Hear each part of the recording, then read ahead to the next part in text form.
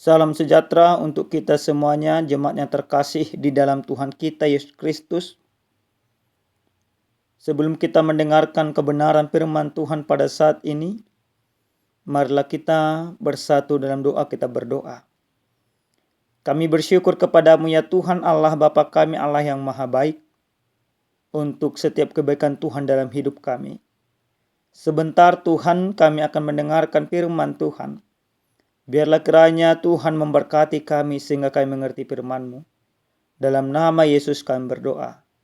Amin.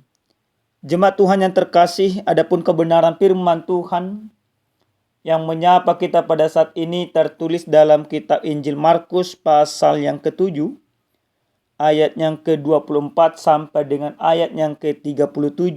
Kita baca demikian firman Tuhan. Lalu Yesus berangkat dari situ dan pergi ke daerah Tirus. Ia masuk ke sebuah rumah dan tidak ingin seorang pun mengetahuinya. Tetapi kedatangannya tidak dapat dirahasiakan. Seorang ibu yang anak perempuannya kerasukan roh jahat segera mendengar tentang dia, lalu datang dan sujud di depan kakinya. Perempuan itu seorang Yunani keturunan Siro-Fenisia.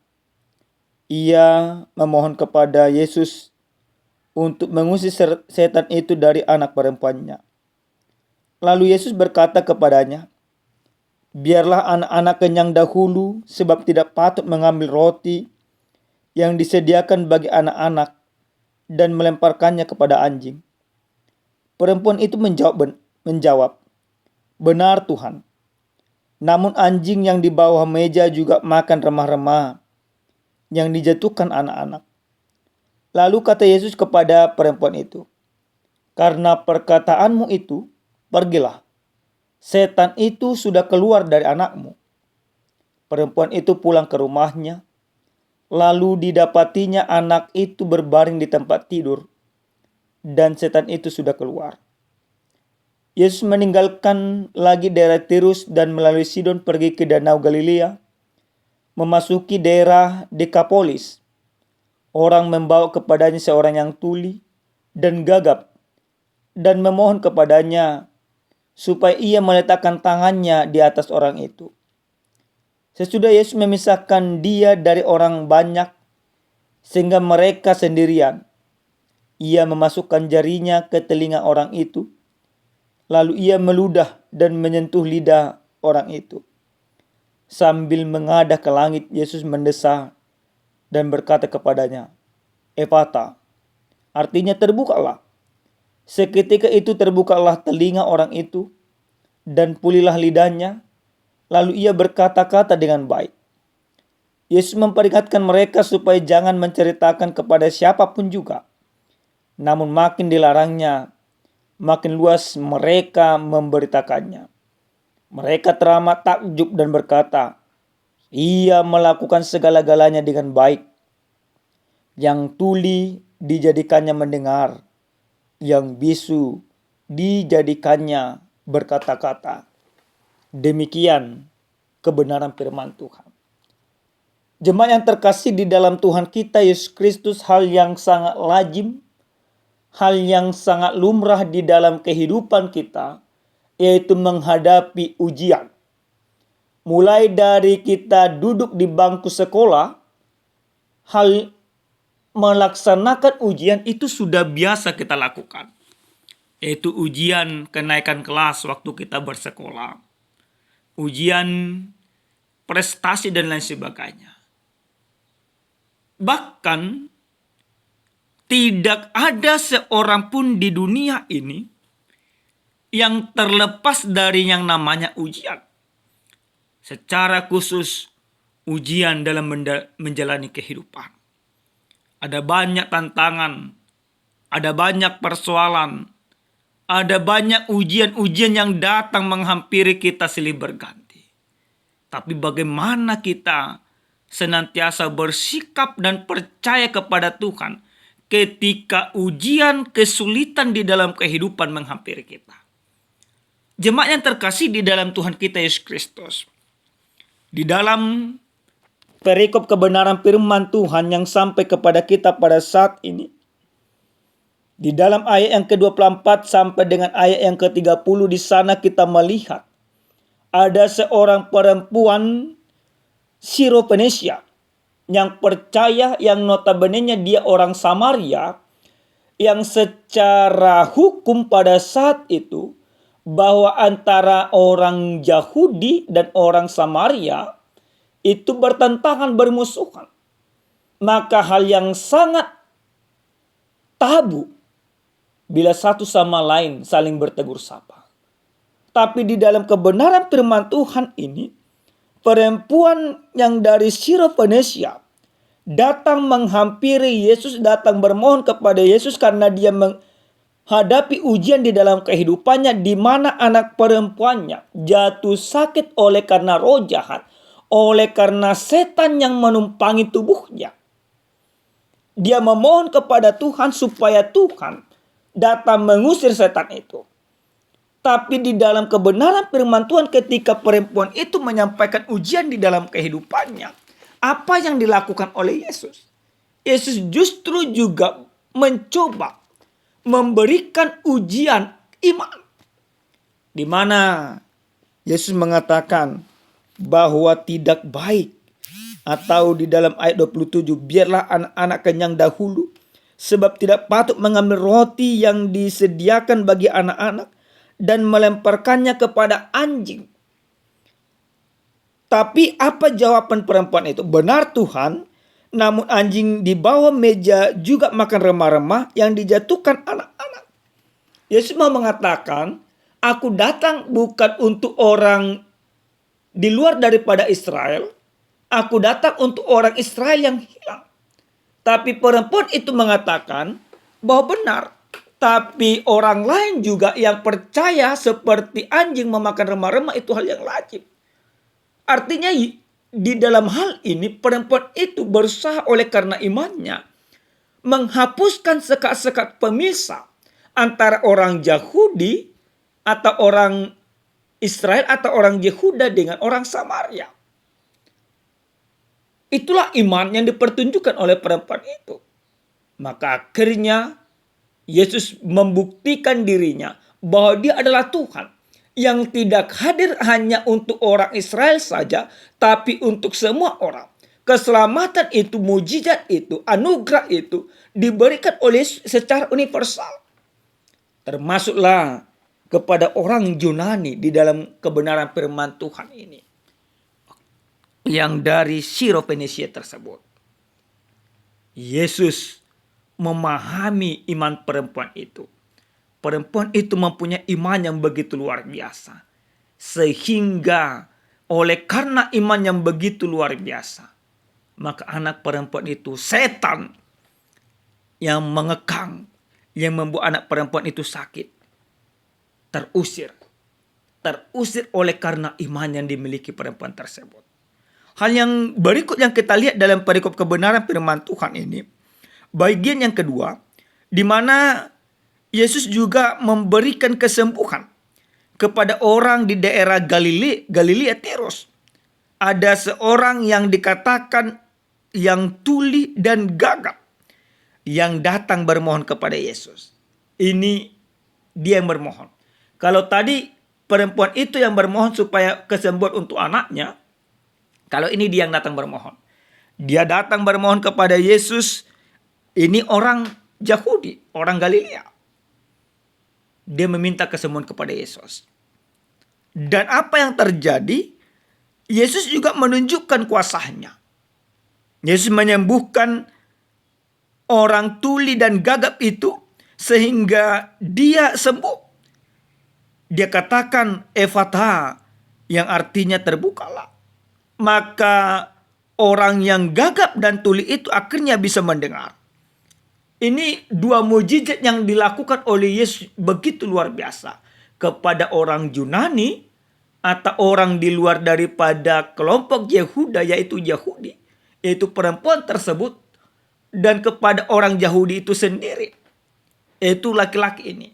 Dari sini jelaslah Bapak Ibu bisa kita pahami, bisa kita melihat, bisa kita mempelajari, dan bisa kita mengimani bahwa Yesus yang datang Yesus yang kita imani itu adalah Allah, di mana dia hadir untuk semua orang tanpa terkecuali. Sekat-sekat itu disingkirkan. Iman juga menyingkirkan sekat-sekat itu. Artinya dari sana bisa kita lihat, ketika kita menjadi orang yang beriman, maka sekat-sekat permusuhan itu harus hilang. Sekat-sekat keterpisahan itu harus hilang. Sekat-sekat mengatakan aku lebih hebat daripada engkau harus sirna. Dan itu yang dipertunjukkan perempuan dan juga yang dilakukan oleh Yesus. Yesus menghilangkan sekat-sekat pemisah yang timbul pada saat itu. Yesus menghadirkan kesatuan di dalam dia, di dalam anugerah yang dia berikan atau yang dia sematkan kepada setiap orang. Jemaat yang terkasih di dalam Tuhan kita Yesus Kristus. Lalu apa yang boleh kita lihat dari kebenaran firman Tuhan ini sesuai dengan tema yang sampai kepada kita? Yesus menjadikan segala-galanya baik. Yang pertama Bapak Ibu, dari firman ini kita mau belajar bagaimana dua orang yang mendapatkan ujian kehidupan oleh karena sakit penyakit yang mereka derita. Mereka menyelesaikan ujian kehidupan, tantangan sakit penyakit itu dengan beriman, dengan datang kepada Yesus. Maka ini mau mengatakan kepada kita, seberat apapun ujian yang datang menghampiri kehidupan kita, Yesus menjadikan segala-galanya itu baik. Bagi kita itu mungkin sukar. Bagi kita itu mungkin sulit. Bagi kita itu mungkin terlalu berat. Tetapi bagi Yesus itu terlalu mudah. Maka yang terpenting Bapak Ibu yang dikasihi Tuhan, kita harus mau datang kepada Yesus. Tentu hal ini sama seperti yang kita hadapi di dalam kehidupan. Waktu kita bersekolah, mungkin kalau datang ujian kenaikan kelas, seperti yang saya alami waktu sekolah, itu sulit bagiku. Itu sangat-sangat tidak kupahami. Tapi ketika aku bertanya kepada guru pasti punya semua jawabannya. Punya penyelesaiannya. Bahkan guru menguasai semuanya itu. Yesus juga dalam hal ini menunjukkan hal itu Bapak Ibu. Bagi perempuan itu, sakit anaknya itu begitu berat. Bagi orang yang tuli dan gagap itu juga demikian. Tapi ketika mereka datang kepada Yesus, ketika mereka datang menghampiri sang guru yang agung, sang juru selamat yang begitu luar biasa, maka semua menjadi baik. Segala-galanya menjadi baik. Ini juga mau mengajarkan kepada kita, apapun masalah yang kita hadapi di dalam kehidupan ini, ketika kita mau datang kepada Yesus, berserah kepada Yesus, percaya kepada Yesus, maka semuanya itu akan Tuhan selesaikan. Tidak ada persoalan yang terlalu sulit bagi Tuhan. Yang terpenting adalah bagaimana kita mau datang kepadanya. Yang kedua Bapak Ibu yang dikasihi Tuhan, dari firman ini kita juga mau melihat, seperti yang sudah kami katakan tadi, bahwa orang yang beriman itu menghilangkan sekat-sekat pemisah. Sama seperti Yesus. Artinya apa yang mau dikatakan di sana? Ketika kita beriman kepada Yesus, ketika kita percaya kepada Yesus, kita meneladani Dia, kita mengimani Dia, kita mengakukan di dalam kehidupan kita bahwa Dia adalah Tuhan dan Juru Selamat, maka itu adalah iman yang baik dan benar. Tapi iman yang baik dan benar itu harus kita pertunjukkan juga dengan melakukan bahwa tidak ada pemisahan-pemisahan. Sekarang ini Bapak Ibu, banyak terjadi pemisahan-pemisahan. Aku dari kelompok ini, aku dari marga dan lain sebagainya. Tapi anugerah yang diberikan oleh Yesus kepada setiap orang tanpa membeda-bedakannya. Yesus berikan kepada orang Samaria, Yesus berikan kepada orang Yunani, Yesus berikan kepada orang Yahudi. Maka kita juga harus demikian Bapak Ibu. Ketika kita beriman kepada Yesus, maka hilangkan pemisahan-pemisahan dari kehidupan kita. Karena kita sudah dipersatukan di dalam anugerah keselamatan yang telah Yesus berikan. Jadi jangan ada lagi, aku kan tidak dari kelompok itu. Apalagi ini Bapak Ibu, zaman-zaman pilkada ini begitu luar biasa. Di tengah-tengah negara kita, Ketika satu memilih partai ini, memilih calon ini dan lain sebagainya. Luar biasa, ini bisa menghancurkan. Di tengah-tengah gereja juga sering sekali seperti itu. Pemilihan eporus, pemilihan bishop dan lain sebagainya. Tapi ketika kita sudah dipilih oleh Yesus, diselamatkan oleh Yesus, maka Yesus yang memilih kita, mengajari kita untuk tidak ada lagi pemisahan-pemisahan di dalam kehidupan kita. Yang terakhir Bapak Ibu yang Tuhan kasihi, ada seorang pemuda datang dia kepada seorang kakek yang bijaksana. Dia mengatakan, aku terlalu banyak menghadapi sebuah ujian di dalam kehidupan. Lalu, kalau saya bergereja, saya tidak bisa konsentrasi. Bagaimana caranya supaya saya bisa berkonsentrasi, supaya ujian, mendengarkan suara bising, mendengarkan suara ini dan itu tidak mengganggu iman saya. Nah, seorang yang bijak ini berkata, gampang. Apakah engkau mau lulus dengan semua pertanyaanmu? Katanya. Boleh. Maka seorang orang tua ini berkatakan, cobalah anakku, pegang cawan ini yang diisi dengan air. Cobalah engkau kelilingin gereja tersebut. Jangan sampai tumpah air yang ada di dalam cawan ini. Berkeliling engkau 7 kali keliling. Maka laki-laki itu, pemuda itu melakukannya. Dia memegangnya. Dia berjalan berkeliling sampai 7 kali. Tidak ada setetes pun yang terjatuh. Lalu setelah itu orang tua bijak ini berkata, apa yang bisa engkau ceritakan? Dikatakannya, saya berhasil membawa cawan ini tanpa ada air yang terjatuh setetes pun. Kenapa bisa demikian? Kata orang tua itu. Karena saya berkonsentrasi.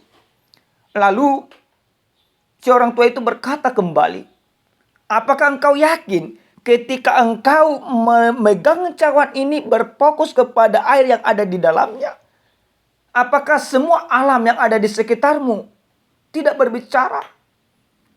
Apakah tidak ada udara? Apakah tidak ada kerikil-kerikil yang kau jalani? Dikatakan ada. Lalu kenapa bisa berhasil?